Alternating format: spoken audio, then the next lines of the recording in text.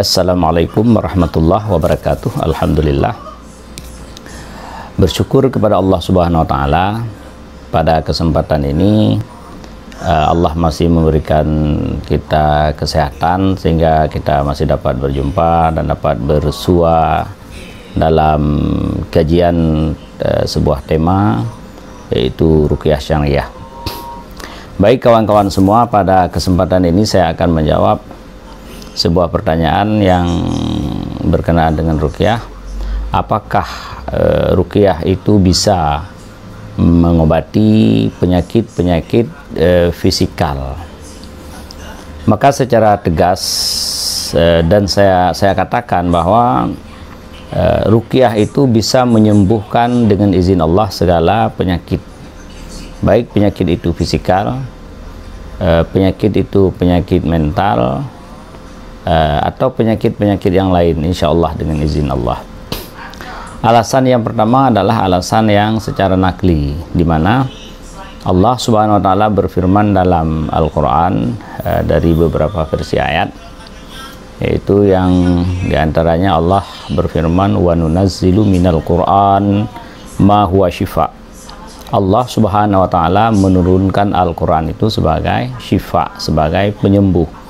Syifa itu maknanya umum, dia mencakupi kesembuhan daripada penyakit jiwa, kesembuhan daripada penyakit fisik, kesembuhan daripada penyakit akal, dan daripada segala model penyakit apa saja, insya Allah bisa sembuh dengan pengertian atau dengan kandungan daripada makna asyifa tersebut.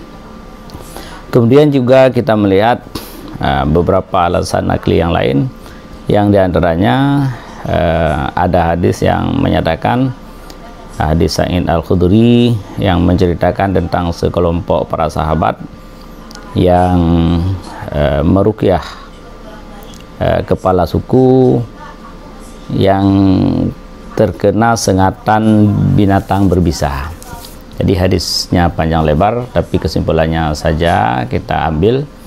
Pada waktu itu ternyata seorang sahabat Rasulullah yang ahli ruqyah, setelah terjadi dialog dan tawar-menawar dengan suku yang sebelumnya tidak mau menjamu para sahabat tersebut, sahabat itu meruqyah, dan bacaan yang dibaca adalah hanya suratul Fatihah. Setelah dibacakan suratul Fatihah, diruqyah dengan suratul Fatihah, kemudian kepala suku tersebut dengan izin Allah tersembuhkan daripada penyakit, daripada sakit yang diakibatkan oleh sengatan binatang berbisa. Jadi gigitan binatang berbisa tersebut itu bukan mental, tetapi itu adalah fisik, dan dengan izin Allah ternyata yang fisik bisa sembuh dengan bacaan Al-Quran atau dengan ruqyah syariah. Kemudian yang lain, dari dalil nakli juga kita mendengar banyak hadis menyatakan tentang demam itu bisa disembuhkan dengan ruqyah. Dan demam itu adalah suatu ketidakseimbangan suhu pada tubuh badan seseorang, bisa diakibatkan oleh ada masalah sehingga terjadi peradangan. Jadi yang intinya demam itu termasuk penyakit fisikal, dan dengan izin Allah bisa sembuh dengan diruqyah. Kemudian ada juga hadis yang menyatakan tentang Rasulullah SAW menceritakan panjang lebar tentang Raihul Ahmar, tentang angin merah. Kemudian beliau mengajarkan satu pakai doa untuk menyembuhkan penyakit Raihul Ahmar, dan beliau sendiri mempraktekkannya pada cucunda beliau. Raihul Ahmar atau angin di dalam badan itu juga bukan penyakit mental, tetapi penyakit fisik yang alhamdulillah dengan izin Allah sampai sekarang siapapun yang membaca doa Raihul Ahmar itu dengan izin Allah, angin yang ada di dalam darah, angin yang ada di dalam perut, atau angin duduk, angin merah dan lain sebagainya, dengan izin Allah bisa teratasi. Itu secara dalil nakli. Kemudian secara akal atau secara rasional, ruqyah itu bacaan-bacaan yang kita baca untuk menyembuhkan sakit yang ada di dalam tubuh seseorang. Yang sakit itu semuanya adalah sebuah takdir daripada Allah Subhanahu wa Ta'ala yang diberikan kepada hamba-hambanya, kepada makhluknya. Penyakit itu adalah makhluk Allah, dan ketika kita mengadu kepada Allah dalam bentuk doa, apalagi membaca langsung firman kalam-kalam Allah, maka penyakit tersebut akan tunduk kepada Allah dan dia tidak akan lagi mengganggu tubuh orang yang sakit. Kemudian banyak sekali penyakit-penyakit pengalaman kami dalam ruqyah, hampir 90% orang yang sakit fisik yang datang ke tempat praktek kami itu dia mempunyai asbab daripada penyakitnya itu dari gangguan setan. Jadi nampak penyakit, yang nampak sakitnya itu adalah gangguan setan. Yang nampaknya adalah fisik. Misalnya ada orang sakit kepala dengan rasa sakit di belakang, terasa tegang di kuduknya, di sini terasa tegang, kepalanya dirasakan sakitnya luar biasa, yang mungkin secara fisikal orang ini punya darah kental, baik kolesterol atau darah tinggi, atau permasalahan saraf-sarafnya yang menjadi tegang, yang menjadi tidak lancar dan lain sebagainya. Ternyata setelah kita ruqyah, orang yang sakit kepala itu yang paling banyak kasus datang ke tempat kita, dia sakit kepala, sakitnya luar biasa, dia bilang, kami konsul bagaimana dengan kolesterolnya, dengan yang lain-lain. Namun sebelum kami memberikan herba-herba untuk semacam menghindari darah yang kental, kami coba ruqyah. Ternyata banyak setelah diruqyah, esok datang lagi dengan mengatakan bahwa sakit kepalanya sudah ringan, dan beberapa hari kita ruqyah bahkan tanpa obat, kadang-kadang sakit kepalanya menjadi hilang. Begitu juga di sekitaran perut dan lain sebagainya. Jadi prosesnya bagaimana? Penyakit itu memang nampaknya fisik, tetapi ada gangguan syaitan dari dalam. Rasulullah SAW bersabda, inna syaitana yajra majrad dam. Syaitan itu berjalan pada tempat peredaran darah, sehingga ketika dia berjalan pada saraf-saraf tertentu, dia akan bisa memunculkan atau mengakibatkan penyakit-penyakit fisik pada orang-orang yang tertentu tersebut. Maka dengan demikian, penyakit fisik yang model seperti ini ya jelas-jelas bisa diobati dengan ruqyah syariah.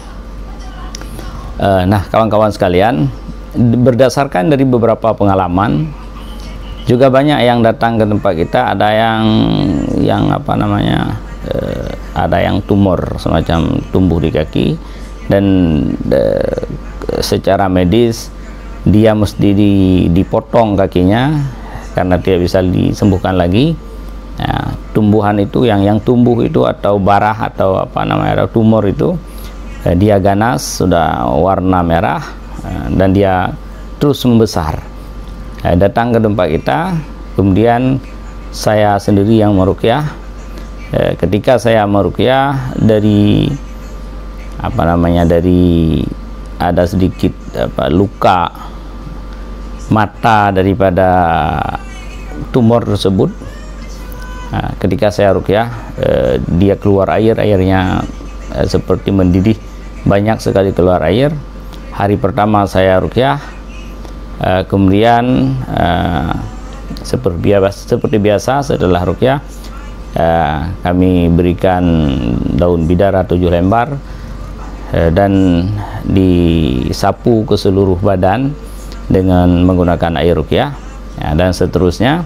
Hari kedua dia balik lagi, dan saya melihat tumornya itu sudah mulai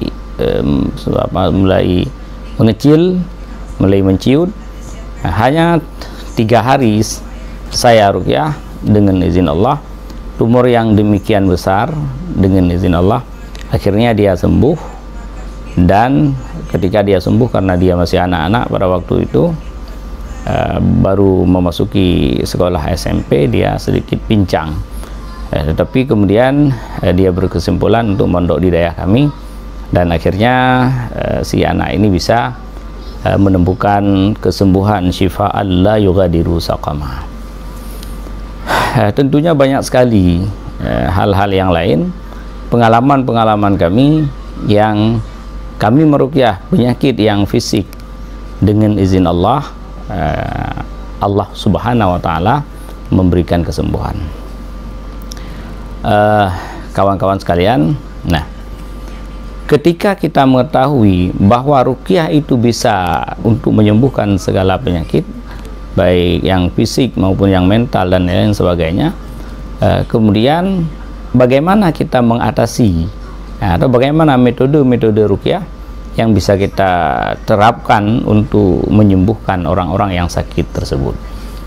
Ya, jadi yang pertama yang kita lakukan, kita yakinkan diri kita bahwa Allah Subhanahu wa Ta'ala, hanya Allah saja yang bisa menyembuhkan penyakit, apapun penyakit. Dan kita yakin bahwa doa yang kita baca itu akan sampai kepada Allah, dan Allah akan menyembuhkan penyakit orang yang sakit. Kemudian kita meyakinkan orang yang sakit tersebut, meyakinkan dia bahwa Allah bisa menyembuhkan penyakitnya. Itu langkah yang pertama. Yang kedua, setelah si orang yang sakit siap untuk menerima kesembuhan yang akan diberikan oleh Allah, dan si peruqyah melakukan usaha ikhtiar yang meyakini bahwa Allah akan memberikan kesembuhan kepada orang yang sakit tersebut, barulah kita memulai dengan ruqyah. Apa yang kita baca dalam ruqyah, saya menyarankan, apalagi untuk para pemula, sebaiknya tidak perlu terlalu banyak menghafal ayat-ayat atau doa-doa atau apa yang tentang ruqyah, tapi cukup dengan beberapa ayat saja yang mudah dihafal dan bisa dibaca dengan benar untuk segala penyakit. Tidak usahlah kalau untuk sakit kepala ini obatnya, kalau untuk sihir ini, kalau nggak usah seperti itu, karena efeknya tidak jauh-jauh berbeda. Cobalah untuk yang pemula khususnya, coba. Nah, ada paket ruqyah yang kami buat, ada buku ruqyah yang saya buat, ada paket doa ruqyah di situ. Saya rasa itu saja bisa menyelesaikan insyaallah hampir semua permasalahan penyakit. Nah, ketika kita meruqyah, kita membaca ruqyah, kita tidak membutuhkan waktu yang terlalu lama. Cukup 15 menit saja ruqyah, kemudian sambil ruqyah meniupkan air, meniupkan ke air yang bersih, dan setelah ruqyah sekitaran 15 menit membaca Al-Quran dan berdoa kepada Allah dengan sungguh-sungguh, dengan yakin, kemudian ambil air tersebut untuk diminum sebahagian dan untuk dilap ke seluruh badan dengan menggunakan daun bidara. Insyaallah dengan izin Allah itu sudah cukup untuk kita meruqyah orang-orang yang sakit. Kawan-kawan sekalian, tentu kalau kita ingin mendalami ruqyah ini, ada ilmu-ilmu tertentu yang mesti kita kuasai, sehingga apapun masalah yang terjadi kita bisa menyelesaikannya. banyak yang datang ke tempat kita ke sini, banyak pasien-pasien yang sudah berobat kemana-mana, katanya kami sudah ruqyah, ada yang sudah sampai bulanan, bahkan ada yang sudah bertahun-tahun dia meruqyah ke berbagai tempat, kemudian ternyata penyakitnya belum bisa disembuhkan. Katanya kadang-kadang kami meruqyah timbul reaksi muntah-muntah dan lain sebagainya, kemudian terasa agak ringan badan, pulang ke rumah, besok sakit lagi, datang lagi ke tempat ruqyah, dan seterusnya. Begitulah dia menjadi pengembara untuk pengobatan dari usia muda sampai usianya sudah dewasa, masih terus berobat pada tempat-tempat ruqyah dengan alasan apa jinnya kuat sekali, sihirnya kuat sekali, dan lain sebagainya. Maka jika kita mau menjadi peruqyah, maka ilmu tentang ruqyah, bukan bacaannya yang saya maksud, bacaannya tidak terlalu banyak, dan yang kita hafal tidak perlu, cukup sedikit saja yang kita hafal, kemudian yang sedikit itu sering-sering diamalkan, sehingga yang sedikit itu, doa yang sedikit itu menjadi mendarah daging di dalam diri kita, menjadi sebuah ilmu hikmah di dalam diri kita, sehingga dengan ilmu itu Allah Subhanahu wa taala membuka jalan kepada kita berupa ilmu hikmah. Kita bisa timbul firasat orang mukmin itu adalah firasat yang benar untuk bagaimana menyembuhkan orang yang sedang kita hadapi ini. Jadi bukan doa-doanya yang perlu dibaca banyak dan perlu dikapling-kapling, sakit kepala ini sakit, bukan itu, tetapi ada ilmu untuk mempelajari, ya, untuk mempelajari dan mengetahui asbab-asbab daripada penyakit tersebut, sehingga ketika asbabnya kita ketahui bahwa ini jenis penyakit ini dan cara penyelesaiannya begini, ini penyakit itu dan cara penyelesaiannya begitu, itu yang saya maksud. Nah, yang pertama, yang pengalaman kami di lapangan, ada 2 penyakit dari jenis gangguan jin yang membuat orang sakit ini tidak bisa sembuh karena seorang peruqyah atau seorang yang telah membuka praktek pengobatan, dia tidak mempelajari asal masalah daripada penyakit untuk diselesaikan. Jadi datang ke tempat dia meruqyah, sudah itu dia lepas, pasiennya pulang, besok datang lagi, ruqyah lagi, dan seterusnya. Padahal kan kawan sekalian, ada 2 masalah. Masalah yang pertama sihir, masalah yang kedua jin nasab atau jin turunan. Nah, masalah sihir itu ada 2 macam dia. Ada sihir yang langsung dari dukun dikirim ke targetnya. Jadi dukun membaca mantra atau melakukan apa saja, bersekutu dengan jin, dan serangannya diarahkan kepada target yang dia targetkan, sehingga targetnya menjadi sakit, dan seterusnya. Sihir yang seperti itu, ya, biasanya ketika kita meruqyah, jin yang dikirim itu langsung bisa minggat. Paling-paling ke pengalaman kami, sihir model ini paling lama 7 hari, dengan izin Allah dia bisa selesai. Tapi ada jenis sihir yang lain, jenis sihir yang menggunakan buhul. Nah, jadi sihir ada yang menggunakan buhul, dan ada yang dia menyediakan media tapi bukan buhul, misalnya berupa makanan. Dia memantra-mantrai makanan-makanan tertentu, atau makanan atau air minum dicampur dengan ada salah satu cara dukun itu untuk membuat lawan jenis menjadi suka kepada seseorang. Itu dia mengambil darah kotoran, kemudian dia mencampur dengan air, dan dia bacakan mantra-mantra tertentu, sehingga ini bisa semacam pelet. Jadi ini masih jenis sihir yang yang secara langsung walaupun menyediakan media. Jadi ketika targetnya meminum air tersebut atau memakan makanan yang telah di mantra-mantra tersebut, maka bisa menimbulkan menjadi penyakit atau bisa menyebabkan jiwanya menjadi tidak betul lagi, tidak benar lagi. Dia seorang yang dulunya tidak suka kepada si fulan, pada akhirnya dengan di luar kesadarannya dia menjadi suka, dan itu yang kita sebut dengan ilmu pelet. Sihir yang ini masih bahagian yang pertama dan sebenarnya tidak terlalu susah untuk kita menghadapinya. Bagaimana kita meruqyah? Setelah kita ruqyah, yang makan makanan tersebut biasanya akan muntah. Biasanya akan muntah, dan ketika dia muntah dia akan mengeluarkan semua benda-benda sihir yang ada di dalam badannya. Ada banyak malah ketika saya meruqyah orang-orang yang bermasalah dengan telah memakan makanan atau meminum, dia akan mengeluarkan gumpalan darah yang kental, akan keluar dari dalam muntahnya, dan itu merupakan sarangnya syaitan jin sihir tersebut.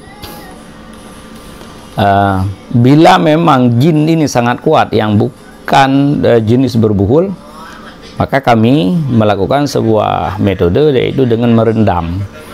Nah, biasanya kami di sini menyediakan air yasinan, di mana salah satu wirid santri-santri kami di sini di daerah Babu Salam Tengku Syekh Ditu ini, setiap maghrib mereka berwirid dengan membaca surat Yasin.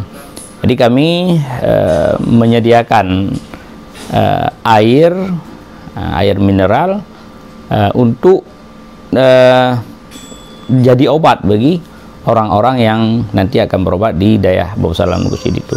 Jadi air yasin ini kami ambil, kemudian kami ruqyah, kami campur dengan air bidara, dan kami masukkan dalam bak mandi.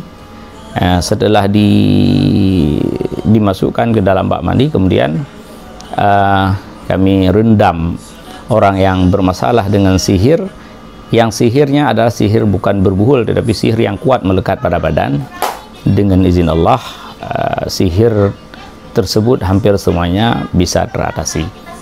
Nah, ada satu lagi jenis sihir, yaitu sihir yang berbuhul. Dan ada satu lagi masalah gangguan jin, yaitu jin nasab. Insyaallah pada pertemuan lain kita bahas. Untuk kali ini cukup di sini dulu. Kalau ada yang bertanya atau berkomentar, boleh di komentar, boleh bertanya. Insyaallah kami akan memberikan jawaban dengan izin Allah Subhanahu wa taala.